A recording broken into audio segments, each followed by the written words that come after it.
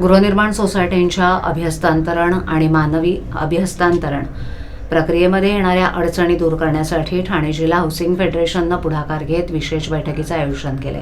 या बैठकीत property card आणि ULC या विषयांवर सर्वाधिक तक्रारी असल्याचं निदर्शनास आलं। त्यानंतर या सर्व समस्यांवर प्रभावी तोडगा काढण्यासाठी दर महिन्याच्या दुसऱ्या सोमवारी विशेष बैठक आयोजित करण्याचा निर्णय घेण्यात आला आहे।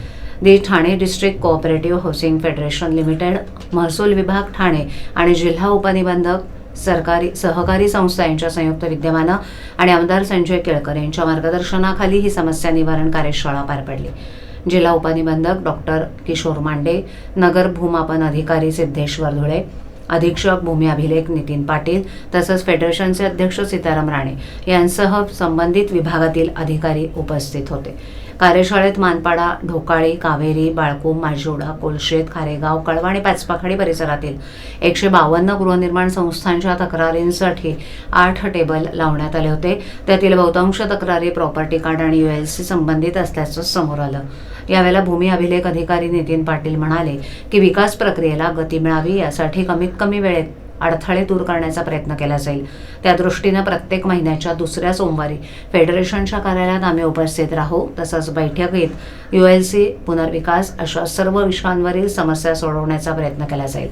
आमदार केळकर यांनी दलालमुक्त डीम कन्व्हेन्स कार्यालय करण्याचं आवाहन केलं, तर 2-3 महिन्यांनी अधिकाऱ्यांनी आणि फेडरेशननं संयुक्त बैठक घ्यावी जेणेकरून तक्रारींचं निवारण वेगानं करता येईल, असंही त्यांनी नमूद केलं। फेडरेशनचे अध्यक्ष सीताराम राणे म्हणाले की ULC विषयक तक्रारी असलेल्या संस्थांनी लिखित अर्ज फेडरेशनकडे जमा करावा। त्यावर पुढील महिन्याच्या दुसऱ्या सोमवारी विशेष बैठक घेऊन योग्य तो निर्णय घेतला जाईल।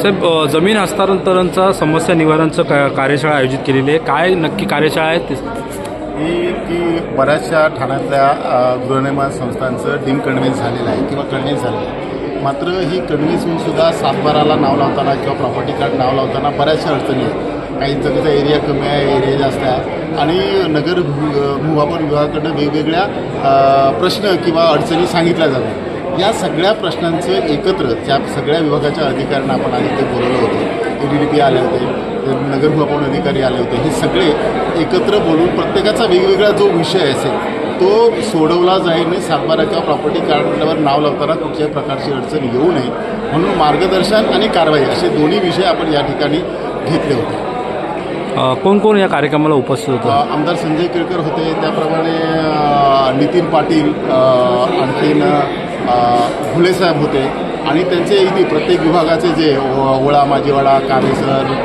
पाचपाखाडी, माजिवाडा, खारेगाव, कळवा या विभागाचे नगर भूमापन विभागाचे सर्व अधिकारी एरिया वाईज उपस्थित आहेत। लोकांना आता कसा फायदा होणार आहे? यासह लोकांना असं की त्यांचे बऱ्याच वर्षापासूनचं प्रॉपर्टी कार्डला नाव लागलेलं नाही किंवा 7/12ला नाव लागलेलं नाही, त्यामध्ये पुनर्विकास करू शकणार नाही। स्वयं पुनर्विकास असेल किंवा पुनर्विकास असेल, जोपर्यंत प्रॉपर्टी कार्डला सोसायटीचं नाव लागत नाही, त्यांचं नगर भूमापन करण्याचे एरिया कन्फर्म होत नाही, तोपर्यंत ते पुनर्विकास करू शकणार नाही। आणि हा प्रयत्न आहे की हे जे पुनर्विकासाला ज्या जुन्या सोसायट्या आहेत त्यांच्याच बाबतीत हा विषय घडलेला आहे, म्हणून त्यांना मदत करावी आणि त्यांचं इमारतीची जागा सोसायटीच्या नावावर थेट लावावी, हा त्यामागचा उद्देश आहे।